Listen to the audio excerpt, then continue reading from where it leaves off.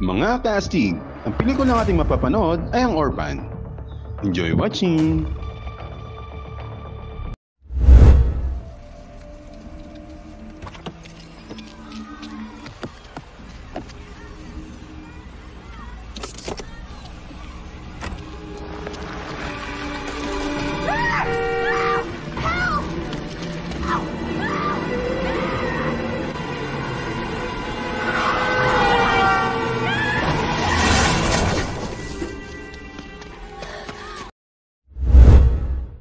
Nagsisimula ang pelikula kung saan makikita ang mag-asawang sina Kate at John, ang nagmamadaling pumunta sa hospital dahil si Kate ay nakakaramdam ng pagdurugo o paglalabor. Si Kate ay isinakay sa isang wheelchair at si John naman ay abala sa registration area para ayusin ang mga papers. Hindi nagtagal, napansin ni Kate na siya ay dinudugo na, kaya't ipinasok siya sa isang operating room upang simulan na ang pagpapaanak sa kanya. Hindi niya namalaya na siya ay nagising na lang sa isang operating room na napapalibutan ng mga medical staff pero sa pagkakataong yun wala pa ang asawa niyang si John sa kanyang tabi. Si Kate ay nakaramdam ng kakaiba at para bang hindi niya maintindihan ang mga nangyayari sa kanya, at sa hindi inaasahang pagkakataon, sinabi ng isang nurse sa kanya na patay na ang kanyang anak, kaya hindi makapaniwala si Kate sa nangyari. Si John ay pumasok na may dalang isang video camera at sinimulang kuhanan ng video ang panganganak ng kanyang asawa na para bang walang nangyayaring masama. Nagsisigaw si Kate habang binibigay ng nurse sa kanya ang kanyang patay na sanggol, at biglang nagising siya sa kanyang masamang pagkakahimbing, ito pala ay isang panaginip lamang. Siya ay tumayo at pumunta sa salamin ng banyo upang tignan ang peklat sa kanyang tiyan, pagkatapos, siya ay may kinuhang isang gamot at ininom ito. Kinabukasan, si Kate ay pumunta sa isang psychotherapy kung saan si Dr. Browning ay ipinaliwanag sa kanya na ang mga bangungot na tulad ng kanyang naranasan ay normal lamang, sapagkat naranasan niyang mamatayan ng sanggol. Nag-aalala si Kate kung ang bangungot ba na kanyang na-experience ay tungkol ba sa pagkamatay ng kanyang anak, o dapat na ba siyang mag-ampon ng isang bata sa lalong madaling panahon. Iniisip ni Kate na baka hindi pa siya handa na mag-ampon ng isang bata. Nakwento ni Kate sa therapist na nagbabalak siyang bumili ng alkohol para makalimot sa mga pangyayari. Ngunit sinabi sa kanya ng doktor na mas mabuting huwag na niyang subukan. At tungkol naman sa pag-aampon, sinabi ng therapist kay Kate na siya ang magdedesisyon kung mag-aampon ba ito o hindi. Pagkatapos nito, sinundo ni Kate ang kanyang anak na may hearing commodity na si Max sa paaralan. Nang papauwi na sila sa kanilang bahay, hindi sinasadyang ma-distract siya sa mga nakita at huminto, kaya halos mabangga sila ng isang truck. Pagkatapos, nang makauwi na sila sa kanilang bahay, ginamit ni Kate ang isang piano at nag-compose siya ng isang musika. Hindi siya makapag-focus dahil sa ingay kaya't lumabas siya at nakita niya si Max na naglalaro ng basketball sa pader. Sinigawan ni Kate si Max na huminto at humingi naman agad ng sorry si Max. Dumating ang asawa niya na si John sa bahay kasama ang isa pa nilang anak na si Daniel at naglaro silang tatlo ng basketball. Sa gabi, pinapatulog na ni Kate si Max ngunit gusto ni Max na basahan muna siya ng isang storybook, at ang kwento sa storybook ay tungkol sa isang batang namatay kaya itinanong ni Max sa kanyang ina kung magkakaroon pa ba siya ng bagong kapatid na babae. Bago matulog si Kate, uminom muli siya ng isang tablet na gamot. Sila ni John ay nasa kwarto na at pinag-uusapan nila ang tungkol sa balak nilang pag-a-adopt ng bata. Sa huli, nakapagdesisyon na si Kate na itutuloy nila ang kanilang pinaplano.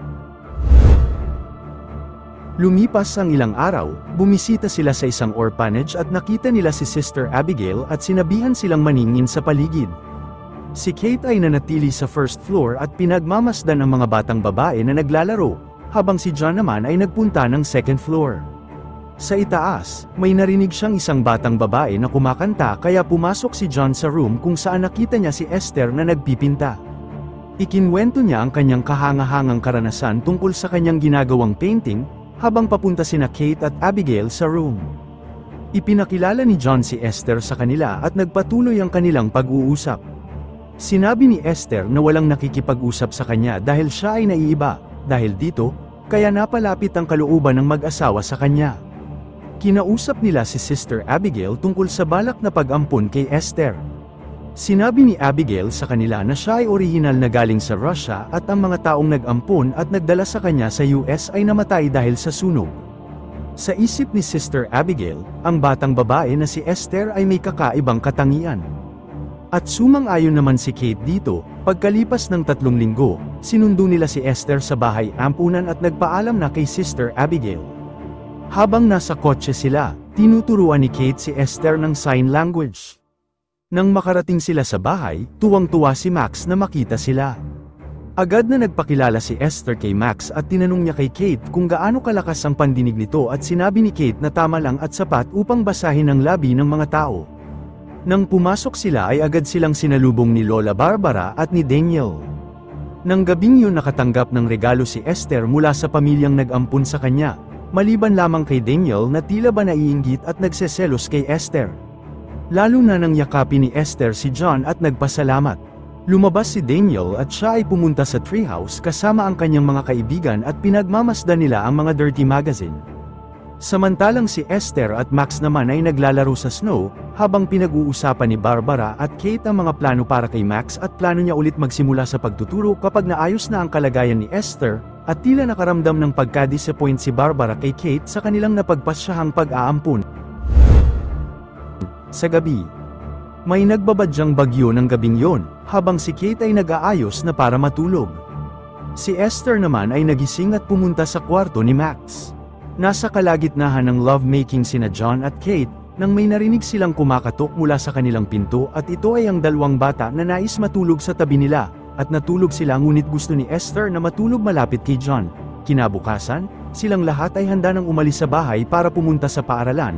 Nang si Esther ay pababa ng hagdanan na may suot na fancy dress, nakita ito ng magkapatid kaya nagtawanan sila. Sinisigurado naman ni Kate at tinanong kay Esther kung nais niya bang suotin talaga ang dress na yun sa school nila, at sumagot naman si Esther na wala namang masama sa pagiging kakaiba at sa kanyang napiling kasuotan. Kaya pinayagan na ni Kate na suotin ni Esther ang dress na yun. Nang makarating na sila sa school, binati at ipinakilala siya ng kanyang guro sa kanyang mga kaklase. Pagkatapos, ang isa sa kanyang kamag-aral ang biniro siya at pinagtawanan. Sa bahay, ng araw na yon, sina Esther at Max ay naglalaro sa isang frozen lake nang lumabas si Kate na sumisigaw at binabawal ang kanilang ginagawa, habang si Daniel naman ay naglalaro ng paintball gun at pinatamaan at binaril ang isang ibon. Nang makita ito ni Esther at Max, agad nilang nilapitan siya na lubhang nagpagalit sa bata, pero may binigay na isang malaking bato si Esther sa kanya at sinabing patayin na ito ngunit ayaw naman ni Daniel at tumanggi ito kaya't si Esther na ang gumawa at pinatay ang ibon para sa kanya. Kinahapunan, habang si Esther ay naglilinis na at naliligo sa banyo, pumunta si Kate sa kanyang kwarto upang ilagay ang kanyang mga nalabang damit ng bata. Ngunit habang nag-aayos ay may nakita siyang lumang Bible na nakastock sa loob ng drawer nito. Hindi niya narinig si Esther na papalabas na ng banyo, habang tinitignan ni Kate ito at hindi niya sinasadyang makita ang isang picture ng isang lalaki na nakaipit dito. Nang nasa school na si Daniel, siya ay pinagtawanan ng kanyang mga kaibigan ng dahil kay Esther, kaya't nang makasalubong nito si Esther ay tinulak niya ito, at nahulog ang mga dalang aklat ni Esther, ngunit nang pupulutin na niya ang mga ito, biglang inagaw sa kanya ang Bible ng isang batang babae at pinag-agawan nila ito hanggang sa masira. Nagmamadaling pinupulot ni Esther ang mga piraso ng papel, ngunit hinawakan ng babae ang kanyang choker at sinabihan siya na parang aso, nang dahil dito biglang sumigaw ng malakas si Esther dahil sa galit. Pag-uwi sa bahay, tinuturuan ni Kate si Esther kung paano gamitin ang piano. Habang siya ay tumutugtog, biglang tinanong ni Kate ang mga nangyari sa kanilang paaralan kanina, ngunit ayaw na itong pag-usapan pa ni Esther.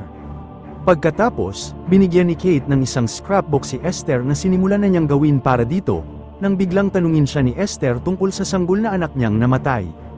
Kinuwento lahat ni Kate ang mga nangyari habang ipinapakita sa kanya ang mga roses kung saan nila inilagay ang abo ng kanyang anak. Pagkatapos ng dinner, sa pag-aakala na natutulog na ang mga bata, nagkaroon ng intense romance sila Kate at John sa kusina. Nang biglang lumitaw si Esther na siya namang ikinagulat ng mag-asawa. Kinabukasan, si Kate ay pumunta kay Esther upang kausapin siya tungkol sa nakita nito kagabi. Ngunit wala man lang itong epekto kay Esther habang siya ay nagpipinta. Sinasabi ni Esther na alam niya ito at wala silang dapat ipag-alala. Nag-uusap sila Kate at John at sa kanilang palagay ay dapat nilang dalhin si Esther sa isang therapist. Sa palagay ni John, ay sobra namang overreacting si Kate para dalhin sa isang therapist si Esther para lang sa mga nalalaman nitong dirty words. Pagkatapos, dinala ni John si Esther sa isang park at habang sila ay nasa swing, may isang babae na lumapit kay John upang mag-flirt sa kanya. Samantala, pumasok din ang batang nambubuli kay Esther sa playground. Ang pagtingin at atensyon ni Esther ay nahati sa pagitan ng bully at ng babaeng nakikipag-usap kay John. Takot pala ang bully kay Esther kaya nakatingin ito sa kanya habang naglalaro ito sa castle. Gustong sumakay ng bully sa slide nang biglang itinulak siya ni Esther na naging dahilan ng pagkabali ng kanyang binti. Nakita ni Max ang mga pangyayari. At nung dinner ng gabing yun, kinausap ni John si Esther tungkol sa nangyari, at pinatotohanan ni Max ang kwento na nadulas lang ang babae. Bago kumain, nagdasal muna si Esther at si Max, mas naiintindihan pa niya ang sign language kaysa kay Daniel. Inaasar siya nito at sinimulan nitong tawagin ang kanyang pangalan kaya nakialam ang kanilang mga magulang. Si Daniel ay nagalit at nagmumura habang umaalis palayo. Bilang parusa, nilagyan ni John ng lock ang treehouse ni Daniel. Pagkatapos, nagpunta si Kate sa isang store kasama ang mga bata nang bigla siyang tawagan ni Sister Abigail. Ayaw makipag-usap ni Esther sa kanya at tinanggihan ito, ngunit patuloy na kinausap ito ni Kate. Umatras muna at pumunta sa isang tabi si Kate at sinabi kay Sister Abigail ang lahat ng mga nangyayari. Habang binabasa ni Max ang mga sinasabi sa labi ni Kate, ipinaliwanag niya agad ito kay Esther at sinabi na siya ang pinag-uusapan nila. Nang gabing yun, ginamit ni Esther ang piano at pinatugtog ito ng napakagaling, na siya namang ikinagulat ni Kate. Itinanong niya kung bakit nagpanggap si Esther na hindi marunong gumamit ng piano at sinabi naman ni Esther na ginawa niya ito para sa kanyang kapakanan. Nang gabing yun, nagkaroon ng matinding away sina Kate at John tungkol kay Esther at tila ba mas lalong lumala ang kanilang pag-aaway at wala ng kontrol. Narinig ito ni Esther sa kabilang room at para bang nasisiyahan pa siya. Isang araw, si Sister Abigail ay bumisita at kinausap niya ang mag-asawa, at ito ay tungkol kay Esther na kung saan iniisip niya na para bang may mali sa bata.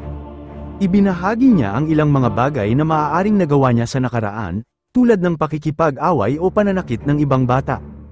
Narinig lahat ng batang si Esther ang mga napag-usapan at siya'y lumapit kay Max, na tila bang humihingi ito ng tulong upang hindi siya kunin ng madre. Iniisip ni Kate na maaaring may katotohanan ang mga sinasabi ni Sister Abigail, ngunit sa palagay ni John, masyado lamang siyang overreacting. Nagsuggest si Kate na dalhin siya sa isang therapist at sa pagkakataong yun ay pumayag na si John. Samantala, inutusan ni Esther si Max na hanapin ang susi ng treehouse, ngunit may balak pala itong kunin ang isang baril mula sa taguan ni John. Tinanggal ni Esther ang mga bala mula sa revolver, at nag-iwan siya ng isa sa loob. Itinutok ni Esther ito kay Max, na ikinatakot naman ni Max. Habang paalis na si Sister Abigail at sumakay na ito sa kanyang sasakyan. Nagbalak si Esther na dalhin si Max sa isang tulay at sinabihan si Max na takutin nila si Sister Abigail para hindi na ito bumalik. Habang umaandar ang kotse, biglang tinulak ni Esther si Max sa dadaanan ni Sister Abigail at muntikan ng mabundol ito at umikot ang kanyang kotse at nabangga sa isang puno sa kadahilan ng pag-iwas sa bata. Bumaba ang madre sa sasakyan at nakita niya na umiiyak si Max, habang kinakausap biglang pinalo ni Esther si Sister Abigail sa ulo gamit ang isang martilyo. Pagkatapos, sinabihan niya si Max na tulungan siyang buhatin papalayo si Abigail sa daan. Binuhat nila ito at dinala sa gilid, ngunit buhay pa rin ito, kaya tinapos na ni Esther ang buhay nito gamit ang martilyo. Silang dalawa ay bumalik na sa treehouse kung saan itinago ni Esther ang duguan niyang damit at ang hammer na ginamit niya para patayin si Sister Abigail. Sinabi niya kay Max na ipapadala rin siya sa kulungan dahil tinulungan niya ito sa mga krimen na ginawa niya. Pagkatapos, para kumalma ang bata, sinabihan niya rin ito na isa siya sa nagmamahal sa kanya. Nakita sila ni Daniel na pababa mula sa treehouse kaya nagtago ito, ngunit hindi niya alam na nakita rin siya ni Esther. Nang gabing yun, pumasok si Esther sa kwarto ni Daniel na may dalang matalim na scalpel na nagbabanta sa kanya na huwag siyang magsasalita o magsusumbong, kaya sa sobrang takot na ito sa kanyang pajama. Kinabukasan, dinala ni na John at Kate si Esther kay Dr. Browning. Habang nag-uusap sina Esther at Dr. Browning, naghihintay naman sa labas ang mag-asawa. Sinabi ni Dr. Browning na wala namang anumang mali kay Esther, ngunit ang totoong problema ay si Kate. Sa palagay niya, hindi sapat ang pagiging ina ni Kate at ibinabaling niya ito kay Esther. Sumang-ayon naman si John sa kanyang paliwanag. Nang nakabalik na sila sa bahay, may natanggap na tawag si Kate mula sa ampunan at sinabi sa kanya na si Sister Abigail ay hindi pa bumabalik simula nung nakaraang araw. Pagkaraan, nakatanggap sila ng balita na ang mga pulis ay natagpuan ang bangkay ni Sister Abigail sa lugar kung saan iniwan siya ni Esther. Sinabi ng isang pulis kay Kate at John na wala silang mga sospek kung sino ang pumatay kay Sister Abigail. Pinaglalaroan ni Esther ang ilaw ng aquarium sa kanyang kwarto na nagpapakita ng isang nakakatakot na larawan na naglalaman ng isang bahay at pamilya. Naghahanap ng impormasyon si Kate sa online tungkol sa mga bata na may personality disorders at ibinahagi niya ang kanyang mga natuklasan kay John pero hindi na naman sumasang-ayon si John sa mga sinasabi ni Kate at sinabi niya dito na hindi na siya makikipagkita kay Dr. Browning kahit kailan. Napapaisip si Kate kung sino si Esther kaya tinawagan niya ang bahay ampunan sa Russia, kung saan nanggaling si Esther. Nang tumawag siya, nalaman ni Kate na wala siyang mga record na pumunta siya sa bahay ampunan bago ito dumating sa US. Kinabukasan, ginising ni John si Esther para sana dalhin siya sa dentista, pero dahil ayaw pumunta ni Esther ay pinangako ni John na sa ibang araw na lamang sila pupunta. Pagkatapos, habang nagpe-painting sila Esther at John, sinabi ni Esther sa kanya na sa tingin niya na para bang hindi siya gusto ni Kate. Samantala, habang hinahatid ni Kate ang mga bata sa paaralan, tinanong niya sila kung may nagawang masama si Esther sa kanila. Dahil sa takot, nagsinungaling sila at sinasabing wala naman siyang nagawa sa kanila. Sa gabi, pinuntahan ni Esther si Kate sa kusina at sinabi na may regalo siya para sa kanya. Binigyan niya si Kate ng mga rosas na kinuha ni Esther galing sa abo ng namatay na anak ni Kate. Nagalit si Kate sa kanya kaya hinigit nito ang kanyang kamay. Pagkaraan, sinabi ni John kay Kate na siya ang may kasalanan. Pagkatapos, pumunta si Esther sa garahe at binali niya ang sarili niyang kamay. Nang bumalik siya sa kama, tinawag niya si John at sinabi na masakit ang kanyang kamay at nang tingnan ni John ang kanyang braso, nakita niya na may bali ito. Kinabukasan, pag-uwi nila galing sa doktor, inihiga ni John si Esther sa kanyang kama. Nang pumasok si Kate sa kwarto, kinausap siya ni John, pero sinabi niya na hindi niya naman hinawakan ng mahigpit si Esther sa kamay. Nang sumunod na gabi, sa sama ng loob umalis si Kate para bumili ng 2 boteng wine, nalasing siya dito ng kaunti, kaya itinapon niya ang natirang alak sa lababo. Kinabukasan, hinatid ni Kate ang mga bata sa paaralan. Lumabas si Daniel sa kotse at nahulog ang kanyang mga gamit. Habang kinukuha ni Kate ang mga gamit niya, biglang pinaandar ni Esther ang kotse habang si Max ay nasa loob pa. Sa takot, hinabol ni Kate ang kotse hanggang sa huminto ito sa nakabundok na ninyebe. Sa gabi na yun, nagpunta sa bahay nila si Dr. Browning, at sinabi ni Kate na nakakasiguro siya na nakapark ang kotse. Samantala, pinagtatakpan naman ni Max si Esther dahil sa takot. Ipinakita ni John sa kanila ang pangalawang bote ng alak na natagpuan ni Esther. Sinabi ni Dr. Browning kay Kate na may inireserbang lugar para sa kanya sa isang sentro ng rehabilitasyon, pero sinabi ni Kate ang kanyang panig ng kwento tungkol sa alak pero hindi sila naniniwala sa kanya. Iniisip ni John na siya ay nagmamanipula kaya binigyan niya si Kate ng 1 linggo para pumunta sa rehab at kung hindi, aalis siya at dadalhin niya ang mga bata. Samantala, sinabi ni Esther kay Max na papatayin niya ang kanyang ina kung magsusumbong ito sa kanila. Kalaunan, pumasok si Daniel sa kwarto ni Max at sinabi ni Max ang lahat sa kanya, gaya ng tungkol kay Sister Abigail at ang sa treehouse. Sinabi ni Daniel na kukunin niya sa treehouse ang mga gamit at mga ebidensya pero narinig ito ni Esther. Nagising si Kate ng madaling araw at palihim na pumasok sa kwarto ni Max nang biglang binuksan ni Esther ang ilaw. Nagtatalo sila nang ipinakita ni Esther sa kanya ang diary ni Max at binasa niya ito. Binibilog niya ang isipan ni Kate, pero hindi nagpabiktima si Kate dito. Kinabukasan, tinawagan ulit ni Kate ang bahay ampunan pero nang wala siyang nakuhang impormasyon, pumunta siya sa kwarto ni Esther para kunin ang kanyang Biblia. Nahanap niya ito sa loob ng isang laruan at nakita niyang may mga larawan ng mga lalaki sa loob nito.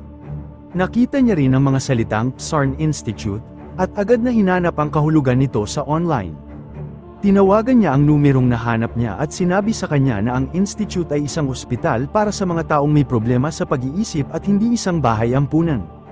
Samantala, tumakas si Daniel sa bahay para kunin ang mga gamit sa treehouse, ngunit hindi niya alam na sinundan siya ni Esther at ibinuhos ang gasolina sa mga gamit, pagkatapos ay sinindihan ito.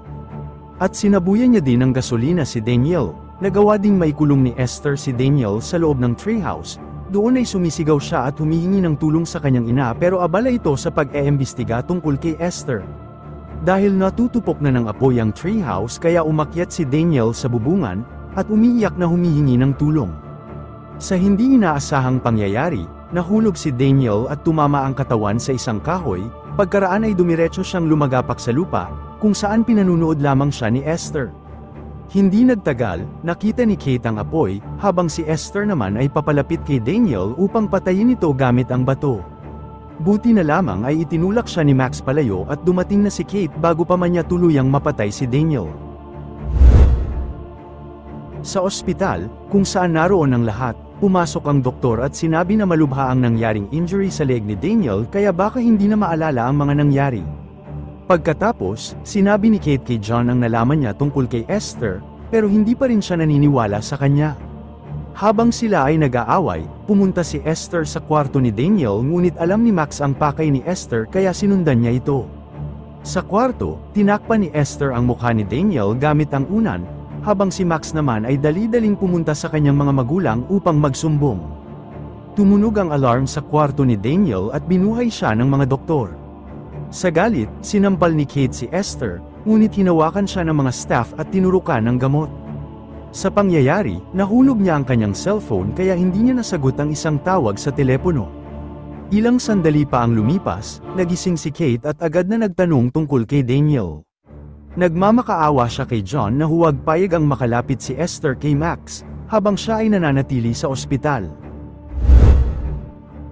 Sa gabing yun, tinanggal ni Max ang kanyang hearing aid at pinapatulog na siya ng kanyang ama. Pumasok si Esther at palihim na kinuha ang hearing aid habang hinahalikan siya sa noo. Pagkatapos, pumunta si John sa sala at uminom ng alak para ma-refresh.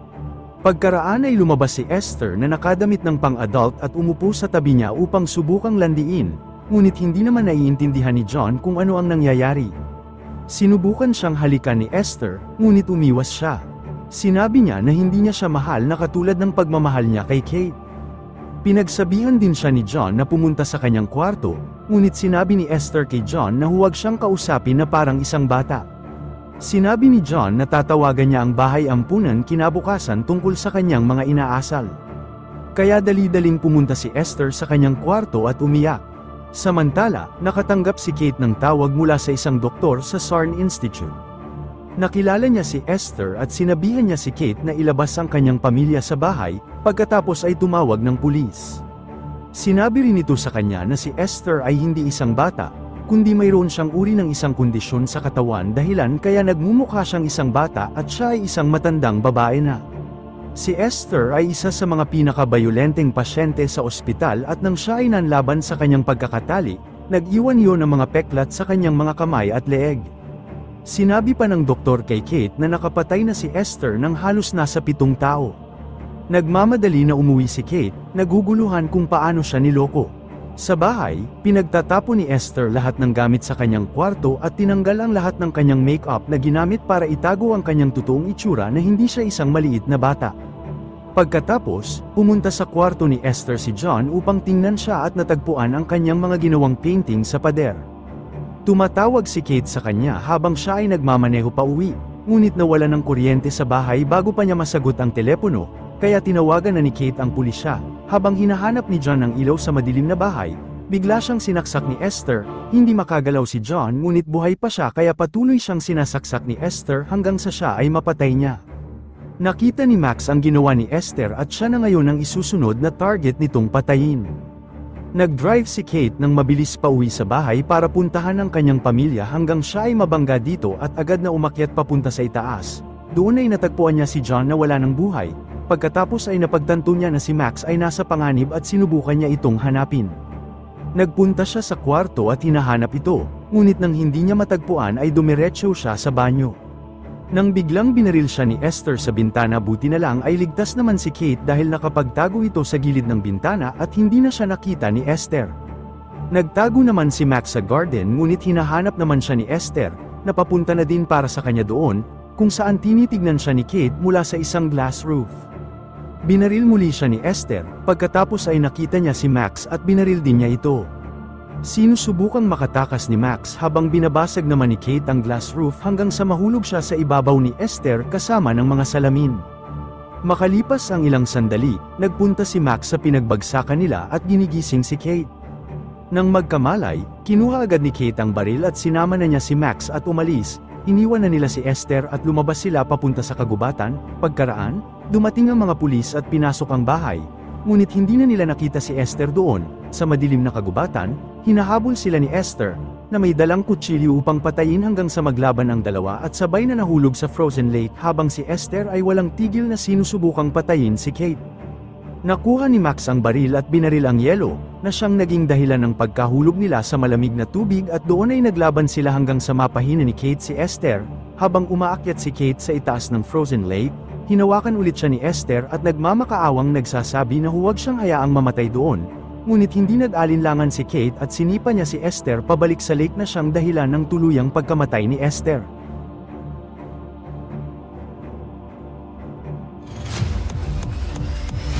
Mga kastig, kung nagustuhan ninyo ang inyong napanood, maaari ba akong humingi ng like? Paki-follow and subscribe na rin para updated kayo sa mga gagawin pang mga videos. Salamat!